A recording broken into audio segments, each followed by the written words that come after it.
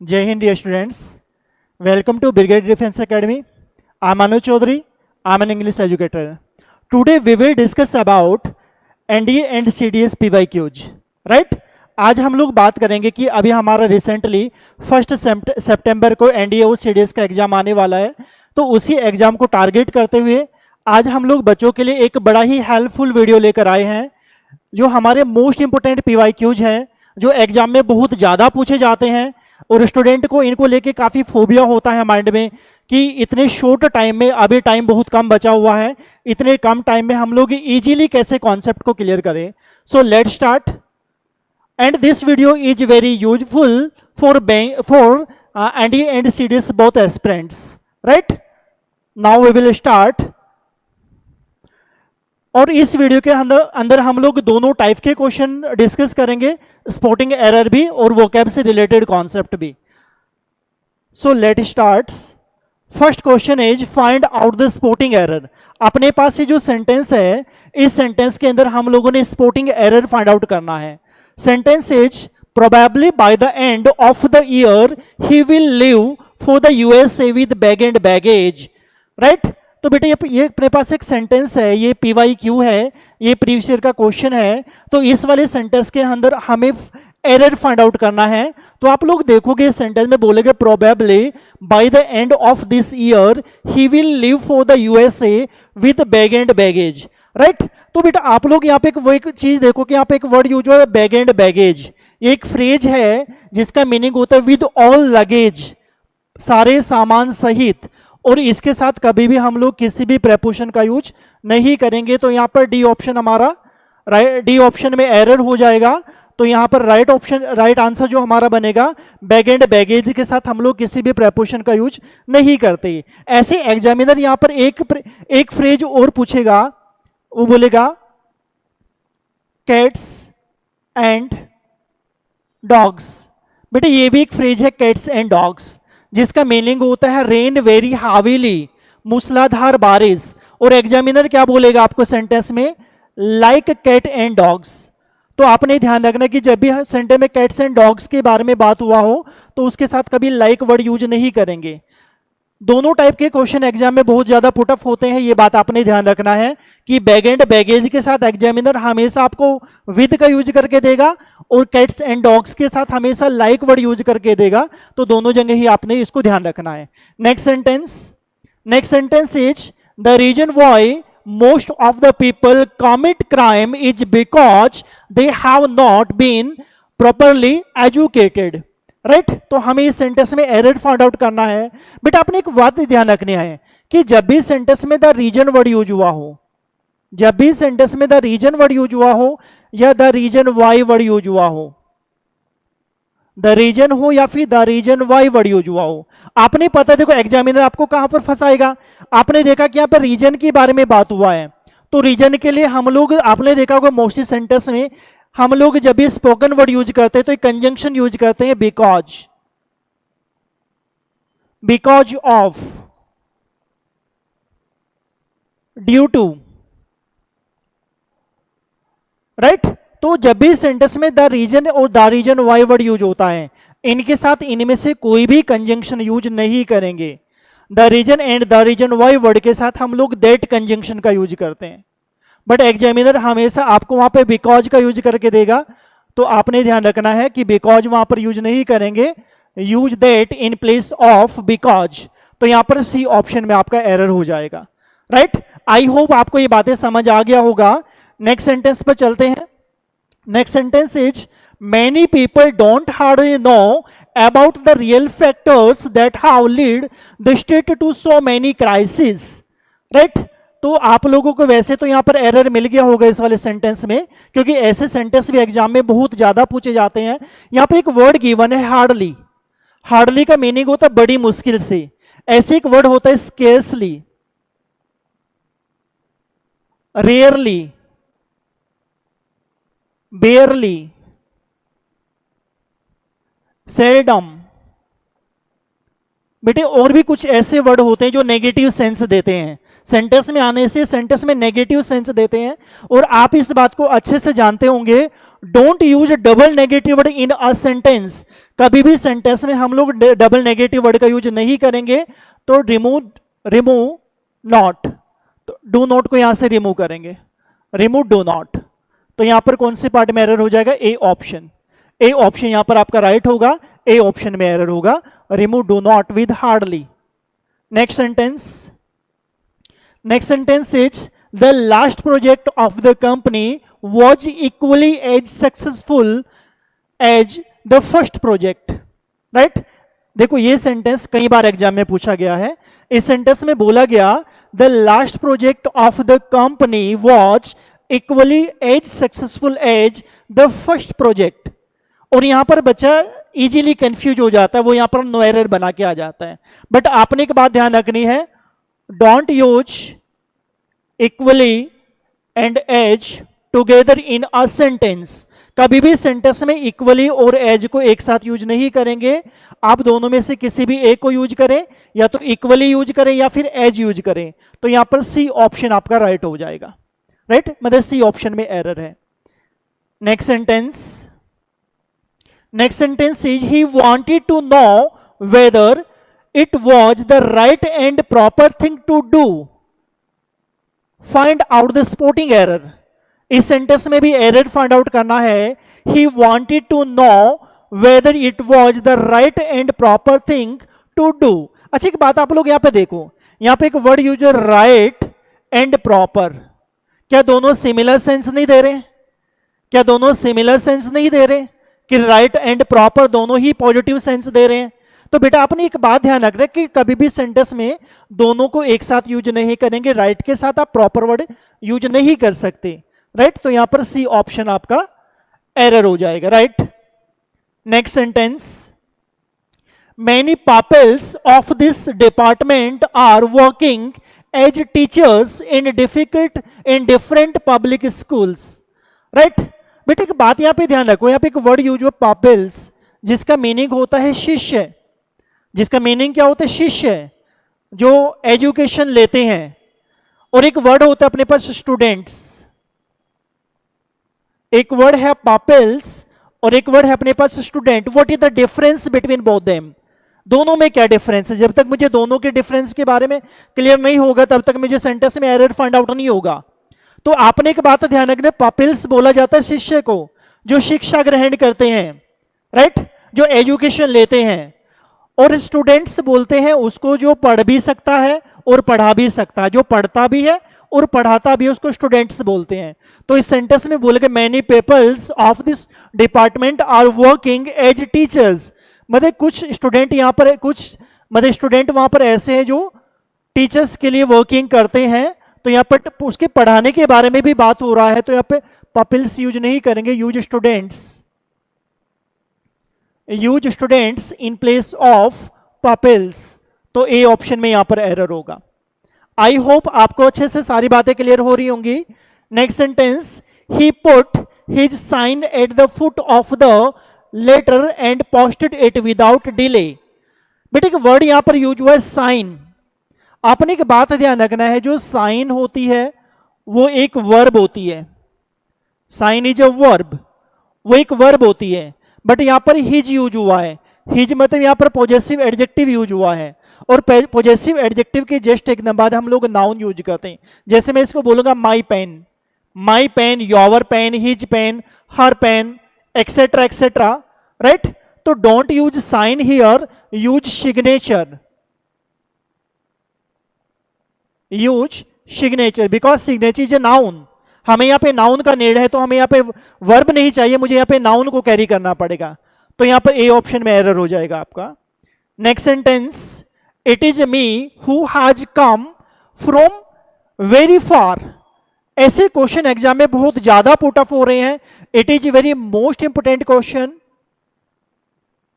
अब देखो, अगर मुझे इसमें एरर फाइंड आउट करना है, मैं दो तरीके से एरर को समझूंगा। सबसे पहले मैंने एक बात ध्यान रखना कि इट यहां पर सब्जेक्ट है, इट यहां पर सब्जेक्ट है और वो इंडिकेट करेगा एक सब्जेक्ट को।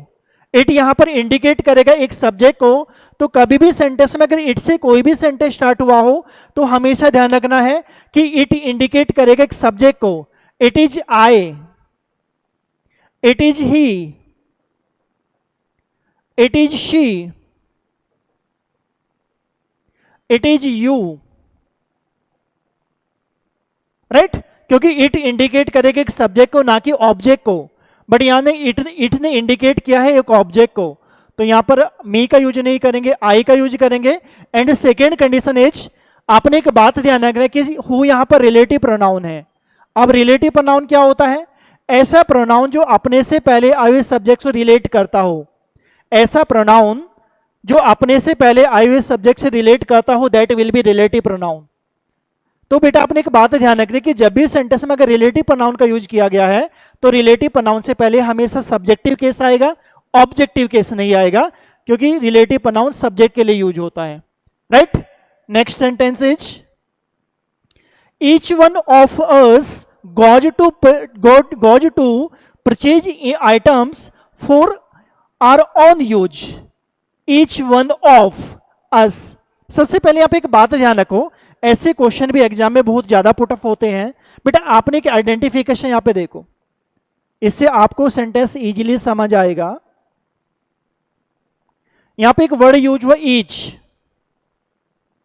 Each, either, neither. अगर इन वर्ड के जस्ट एकदम बाद प्रेपोजिशन का यूज हुआ है, अगर इन वर्ड के एकदम बाद प्रेपोजिशन का यूज हुआ है, दीज आर प्रोनाउंस, ये क्या है? ये सारे वर्ड प्रोनाउन है आपके। और ऑफ के बाद जो भी नाउन या प्रोनाउन आएगा वो दोनों ही या तो प्लूरल नाउन यहां पर यूज करेंगे या फिर प्लूरल प्रोनाउन यूज करेंगे। नाउन हो या प्रोनाउन हो, दोनों ही प्लूरल फॉर्म में होने चाहिए, राइट। उसके बाद जो वर्ब होगा सिंगुलर वर्ब होगा, और जो पॉजेसिव केस होगा वो भी सिंगुलर पॉजेसिव केस होगा। क्योंकि आपने एक बात ध्यान रखना है कि अगर अपने पास कोई भी ऐसा सब्जेक्ट है जिसमें प्रेपोजिशन का यूज हुआ हो, तो बेटा ये बात ध्यान रखना कि प्रेपोजिशन के पहले वाला पार्ट उस सेंटेंस का सब्जेक्ट होता है और प्रेपोजिशन के बाद वाला पार्ट उस सेंटेंस का ऑब्जेक्ट होता है। और किसी भी सेंटेंस में जो हम लोग वर्ब यूज करते हैं according to the subject, so subject बोले ईच, ईच का मतलब यहां पर जो भी ये सब्जेक्ट, जो भी ये प्रोनाउन है, ये प्लूरल है, इनके बारे में इंडिविजुअल बात हुआ, अकेले अकेले के बारे में बात हुआ है। तो जब इंडिविजुअल बात होगा तो वर्ब यहां पर सिंगुलर यूज हुआ है, वर्ब की फिफ्थ फॉर्म यहां पर यूज हुई है, तो यहां पर पॉजेसिव केस भी सिंगुलर आएगा। His, use his in place of our, our के प्लेस पर आप हिज का यूज करेंगे, तो यहां पर डी ऑप्शन में एरर होगा, राइट। आई होप आपको बहुत अच्छे से चीजें समझ आ रही होंगी। Next sentence is, each boy and each girl is doing their work. ऐसे सेंटेंस स्टूडेंट को ज्यादा कंफ्यूज करता है, क्योंकि उसने एक बात चलो समझ आ गया, सपोज दैट सेंटेंस में बोला कि each boy is doing his work. अगर सपोज दैट सेंटेंस में ऐसा बोला गया, each boy is doing his work, उन्हें देखा ईच के बाद जो नाउन है वो सिंगुलर है, वर्ब भी यहां पर सिंगुलर यूज हुआ है, और पॉजेसिव केस भी यहां पर सिंगुलर यूज हुआ है, right. Sentence will be right. But exam में सेंटेंस में बोला कि each boy and each girl is doing their work, तो आपने एक बात ध्यान रखनी है कि जब भी सेंटेंस में each and every word use होता है तो वहां पर भी वर्ब और पॉजेसिव के सिंगुलर ही यूज होगा, राइट। तो यहां पर वर्ब जो है वो सिंगुलर वर्ब यूज हुआ है, बट पॉजेसिव केस यहां पर प्लूरल है, तो use his in place of their, आप देयर के प्लेस पर हिज का यूज करेंगे, तो यहां पर सी वाले ऑप्शन में गलती है। तो बेटा ये बातें ध्यान रखनी है कि जब भी सेंटेंस में ईच एंड एवरी वर्ड का यूज होता है, use singular verb and singular possessive case just after them. Next sentence is, my uncle asked me to go to the fair and enjoy there, find out the sporting error. इस sentence में error find out करना है, और यहां पर एक verb use हुआ है एंजॉय। अब एंजॉय के साथ और भी समझिए, कुछ वर्ब होती है बेटा अपने पास, avail, pride, content, present, absent, introduce, busy, resign, apply, exert and reconcile, right. बेटा देखो मैंने कुछ वर्ब यहां पर यूज किया। अब ये ऐसी वर्ब है, अगर इन वर्ब के जस्ट एकदम बाद, अगर इन वर्ब के जस्ट एकदम बाद ऑब्जेक्ट गिवन है, अगर इन वर्ब के एकदम बाद ऑब्जेक्ट गिवन है, sentence will be right, sentence right होगा। बट अगर इनके बाद ऑब्जेक्ट नहीं है, sentence will be wrong, sentence गलत हो जाएगा। और सेंटेंस को राइट करने के लिए इन वर्ड के जस्ट एकदम बाद आप रिफ्लेक्सिव प्रोनाउन का यूज करोगे। तो यहां पर अंकल के बारे में बात हुआ है, use reflexive pronoun himself.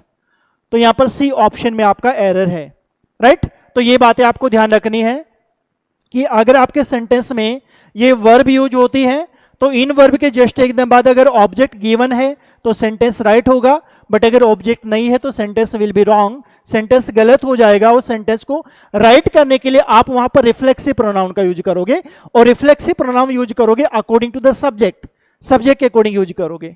Next, being a rainy day I reminded endorse.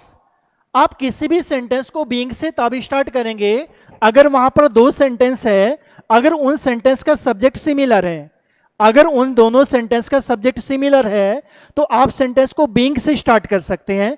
But आप लोग देखोगे कि यहां पर रेनी डे के बारे में बात हुआ है और यहां पर आई के बारे में बात हुआ है, दोनों सेंटेंस का सब्जेक्ट डिफरेंट है, क्योंकि आप रेन के लिए आई यूज नहीं कर सकते। तो दोनों सेंटेंस का सब्जेक्ट अगर डिफरेंट है तो दोनों सेंटेंस का सब्जेक्ट आपने इंडिविजुअल यूज करना पड़ेगा। Use it, it being a rainy day, तो ए ऑप्शन में यहां पर गलत है आपका, राइट। आई होप ये बातें आपको समझ आ गई होंगी। Next sentence, mister Sushil Panwar our representative, he will attend the meeting on our behalf, find out the sporting error. इस सेंटेंस में भी एरर फाइंड आउट करना है। तो बेटा देखो क्या बोला है, मिस्टर सुशील पंवार जो हमारे रिप्रेजेंटेटिव है, तो यहां पर मिस्टर सुशील प्रताप ये जो है ये सब्जेक्ट है, ये क्या है, ये सब्जेक्ट है। और ये जो आर रिप्रेजेंटेटिव वर्ड यूज हुआ है रिलेटिव प्रोनाउन के जैसी सेंस देता है। कैसी सेंस देता है, रिलेटिव प्रोनाउन। रिलेटिव प्रोनाउन के बारे में जस्ट मैंने अभी आपको बताता है, ऐसा प्रोनाउन जो अपने से पहले आए हुए सब्जेक्ट से रिलेट करता हो, that will be relative pronoun, right. तो यहां पर रिलेटिव प्रोनाउन की जैसी सेंस आ रही है। तो रिलेटिव प्रोनाउन की कंडीशन क्या होती है, अगर किसी सब्जेक्ट के बाद उसका रिलेटिव प्रोनाउन आता है तो रिलेटिव प्रोनाउन के बाद इस सब्जेक्ट के लिए कोई दूसरा सब्जेक्टिव केस यूज नहीं करेंगे। तो आप सेंटेंस को एक बार पढ़िए और चेक कीजिए ये ही किसके लिए यूज हुआ है। ही यहां पर यूज हुआ है मिस्टर सुशील पंवार के लिए। तो यहां से हम लोग ही को रिमूव करेंगे तो राइट सेंटेंस बनेगा, mister Sushil Panwar our representative will attend the meeting on our behalf. तो बी ऑप्शन में यहां पर एरर होगा। एक सेंटेंस और मैं आपको समझा देता हूं जिससे आपको इजीली समझ आए। Sentence is, the person who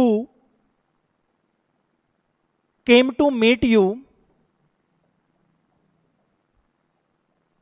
he was my teacher. This is the sentence.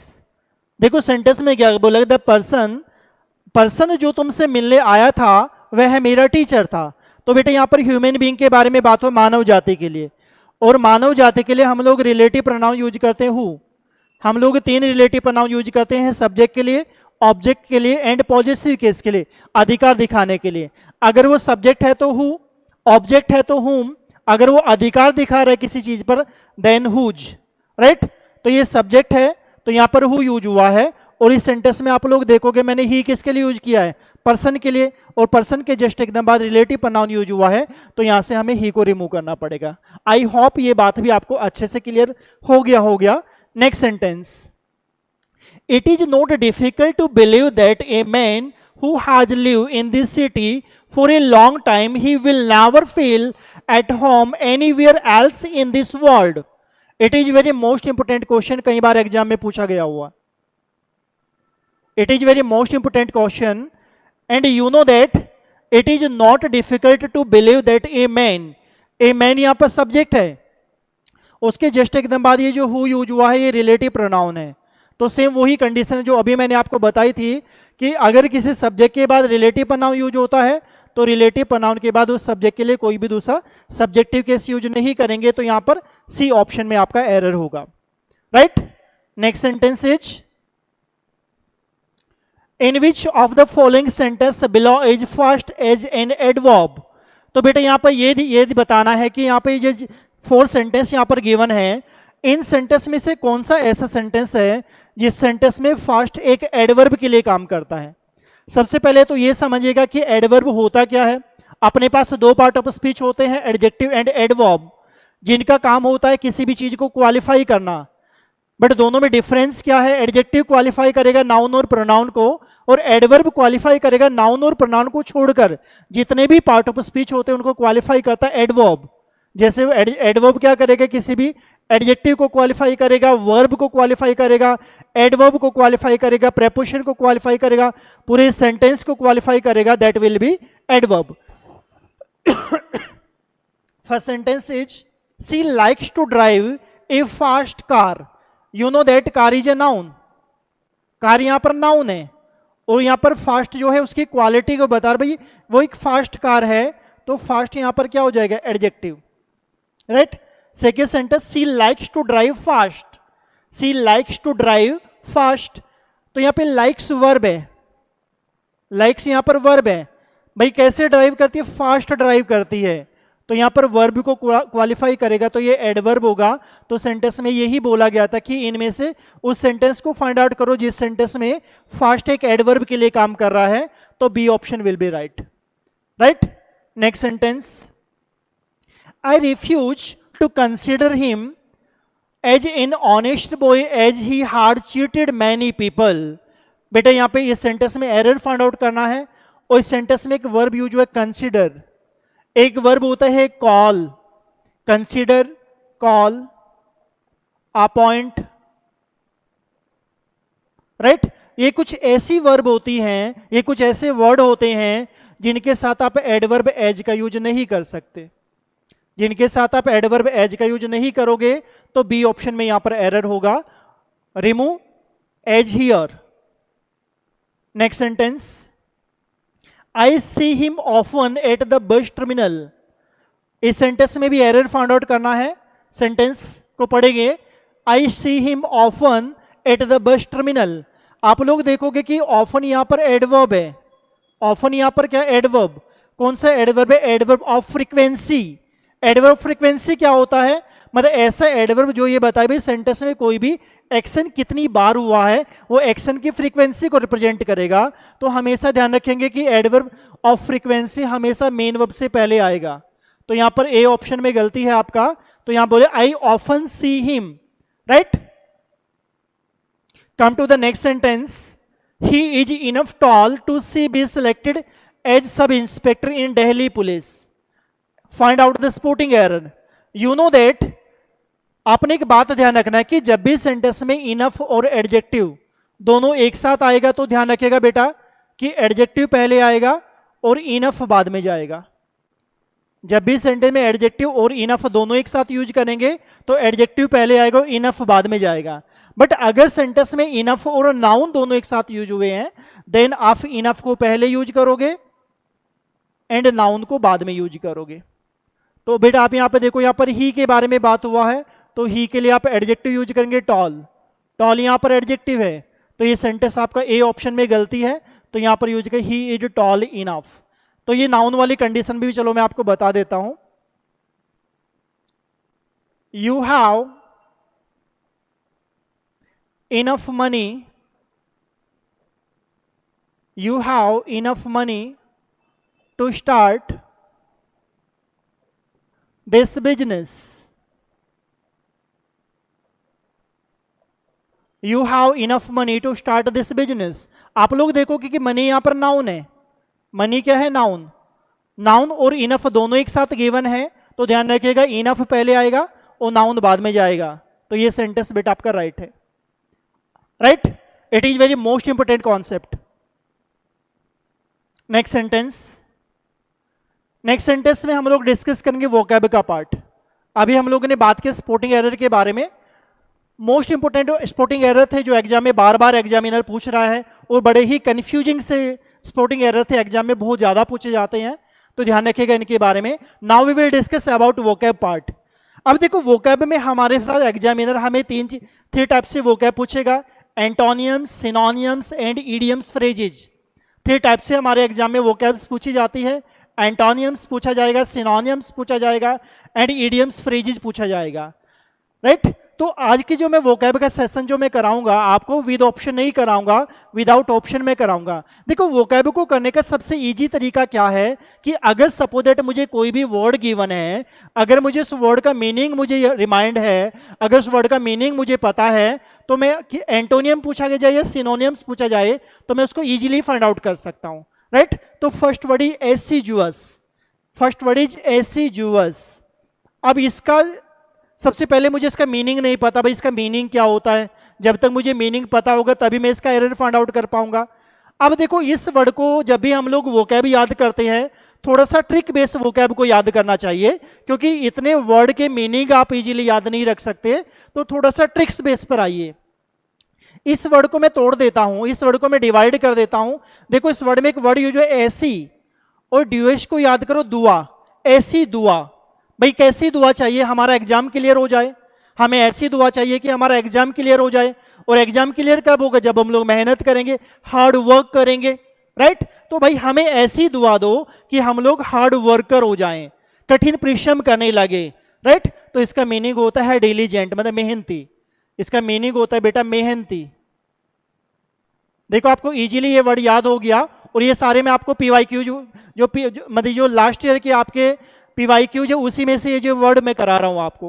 तो बेटा इस वर्ड का मीनिंग होता है मेहनती, मतलब डिलीजेंट, राइट। तो ये दोनों इसके सिनोनियम्स हैं, तो ये इजीली आपको याद रहेगा। अब ये वर्ड अगर आपको एग्जाम में ये वर्ड मिलता है तो इजीली आप इसको फाइंड आउट कर पाओगे। Next word is utterly, next word is utterly. अब देखो इसको एक लिंक कैसे करोगे, इसको लिंक करो, ये किससे लिंक हो रहा है, उतरली। किससे लिंक हो रही है, उतरली। उतरली मतलब आपने देखा होगा कि जो लोग ड्रिंक करते हैं, ठीक है भाई, मतलब जो लोग ड्रिंक करते हैं उनको हैबिट होती है रात में ड्रिंक करने का, इवनिंग में ड्रिंक करने का। तो ड्रिंक करने के बाद आप लोग देखोगे कि उनको नशा हो जाता है, राइट।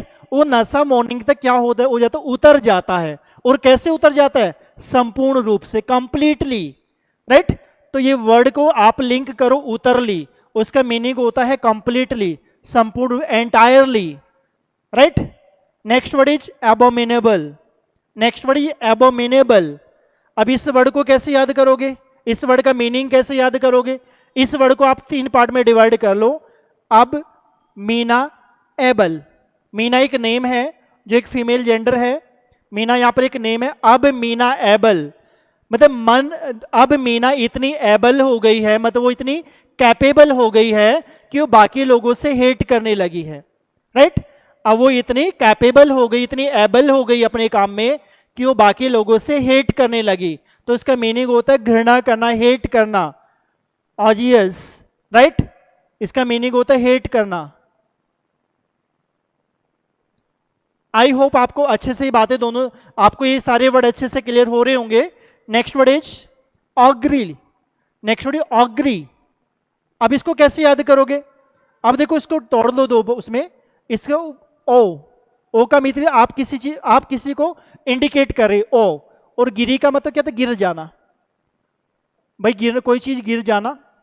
और गिरी आप किसी को बोले, भाई सपोज दैट कोई भी पर्सन है, वो अपने हाथ में कोई भी डॉक्यूमेंट ले रहा है, उसका डॉक्यूमेंट गिर रहा है, तो आप उसको क्या बोलते, ओ गिरी। और गिरी मतलब तुम्हारे हाथ से में जो चीज है वो गिर रही है, और तुम्हें इसका आभास भी नहीं हो रहा है, मतलब तुम्हें इस चीज को पता भी नहीं चल रहा है। तो इसका मीनिंग होता है आभास होना या संकेत देना, किसी चीज को इंडिकेट करना, आभास होना, संकेत देना किसी चीज को।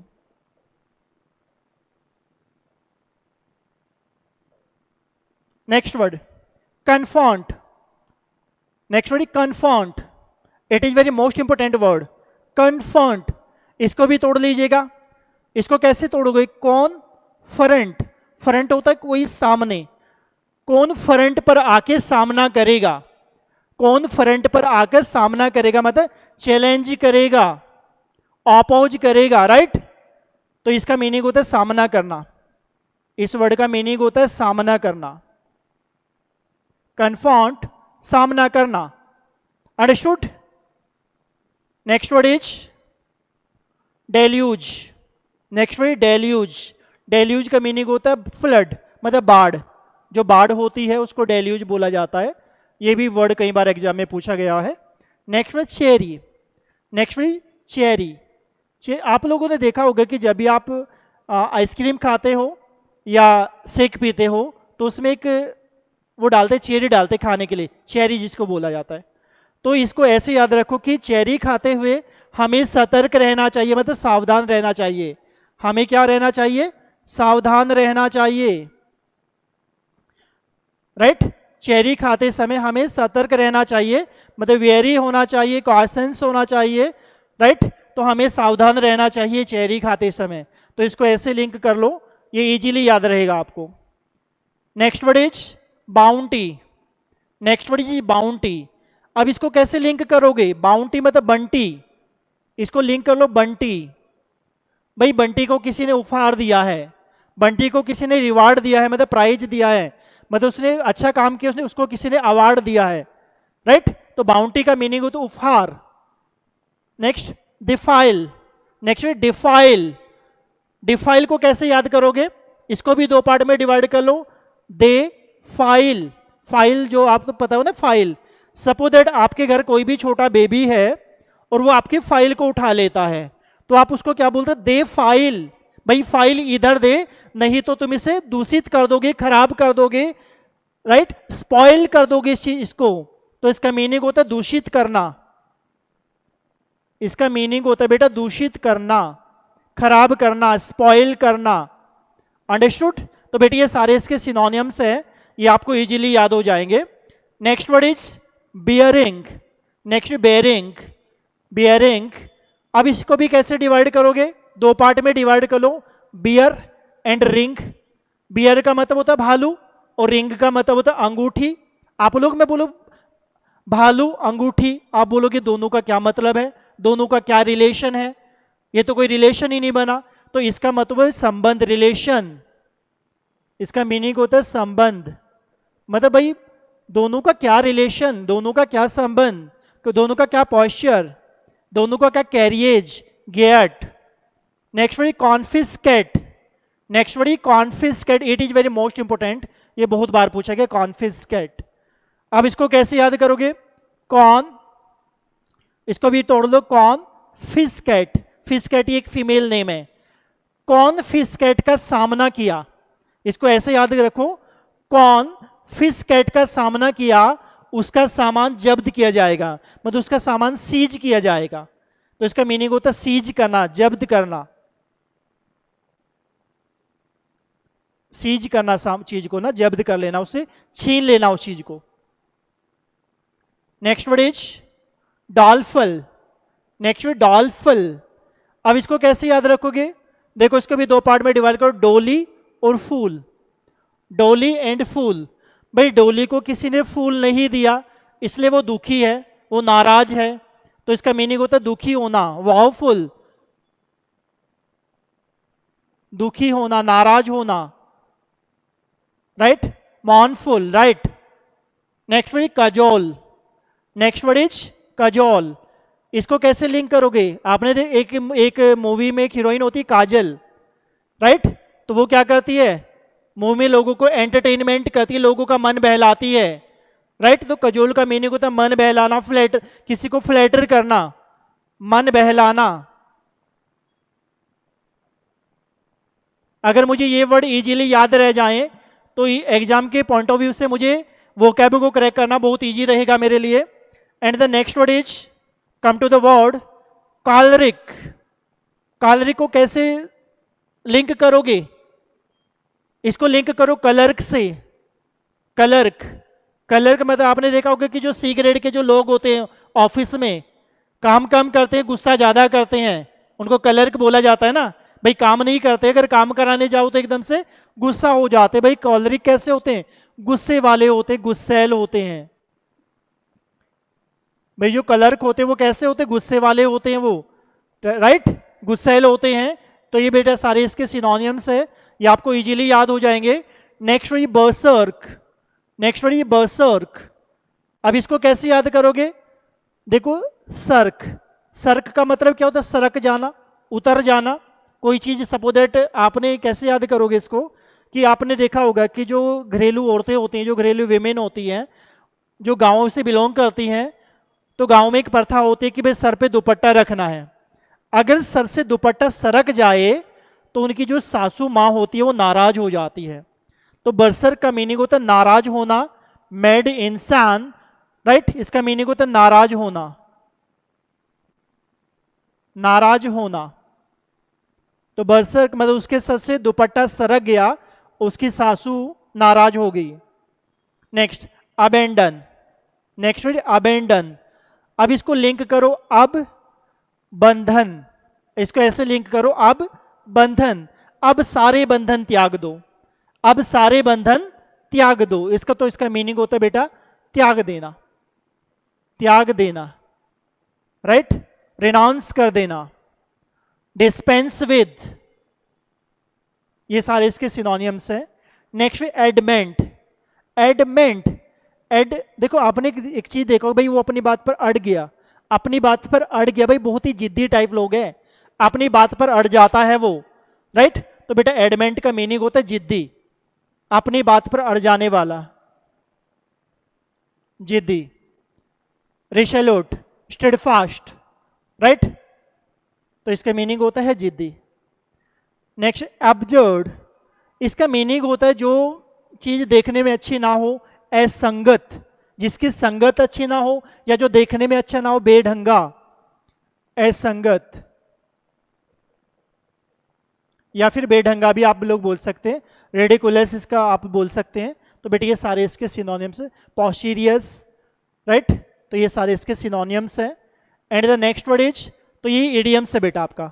ऑल आइज, ऑल आइज किसको बोलेंगे? किसी चीज को उत्सुकता से देखना, एकदम से ऐसा देखना कि पता नहीं क्या है यार, मतलब कि मैंने देखा ही नहीं ऐसा, तो क्या बोलेंगे इसको? वॉचिंग ईगरली। तो ये आपका PYQ है, ऑल आइज। तो इसका मीनिंग होता है वॉच, वॉचिंग ईगरली, उत्सुकता से किसी चीज को देखना। नेक्स्ट इन व्हील एंड वाव, जिसका मीनिंग होता है सुख दुख में जो साथ दे, जो सुख दुख में साथ दे उसको क्या बोलोगे? In despair and, no, sorry, ये बनेगा इसका सी वाला, in prosperity and adversity, in prosperity and adversity, मतलब जो सुख दुख में साथ देता है। Next a greenhorn, a greenhorn किसको बोलेंगे? देखो जो ग्रीन हॉर्न कि आप बोलते भाई अभी तो इसके सींग हरे हैं, मतलब अभी तो इसको एक्सपीरियंस ही नहीं है बात करने का, कोई काम करने का, तो क्या बोलोगे? इनएक्सपीरियंस्ड, मतलब जिसको एक्सपीरियंस ना हो उसको बोला जाता है a greenhorn. Understood? Next idioms bag and baggage, ये तो पीछे भी आ गया। ये बैग एंड बैगेज का मीनिंग होता है विद ऑल लगेज, सारे सामान सहित, right.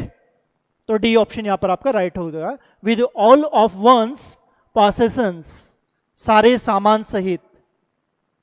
Next he was murdered in called blood, called blood बोलते हैं जानबूझकर किसी चीज को करना, जानबूझकर करना, कोल्ड ब्लड बोलेंगे भाई जानबूझकर कोई चीज करना, राइट।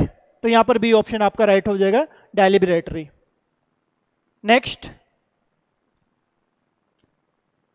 इंडेलिबल, इसका सिनोनियम्स फाइंड आउट करना बेटी, ये अभी का, ये रिसेंटली ही एग्जाम में पूछा गया था। इंडेलिबल, इसका सिनोनियम्स फाइंड आउट करना है, सिनोनियम्स फाइंड आउट करना है। देखो इनडेलिबल कैसे याद रखोगे? आपने एक बात ध्यान रखनी है भाई, इन का मतलब वो नेगेटिव सेंस देगा, मतलब वो ऐसे सेंस, वो ऑपोजिट सेंस देगा, और इसको लिंक, डेलिबल को लिंक करो डिलीट, भाई ऐसी चीज जिसको डिलीट नहीं कर सकते, मतलब इनइरेजेबल, राइट, ऐसी कोई चीज जिसको डिलीट नहीं किया जा सकता, inerasable. Next word drug, right, next word drug, drag करना, ड्रैग करना मतलब खींचना किसी चीज को। जैसे सपोज कोई भी माउस है तो माउस को हम लोग क्या करते हैं, ड्रैग करते, खींचते हैं उसको, पुल करना, राइट। आई होप ये वीडियो आपको बहुत अच्छा लगा होगा and it is very useful for NDA and CDS both students. तो बेटा आज के लिए हम लोग इतना ही रखेंगे। Thank you very much, all the best to all of you. तो मिलते हैं हम लोग नेक्स्ट वीडियो में। Thank you very much.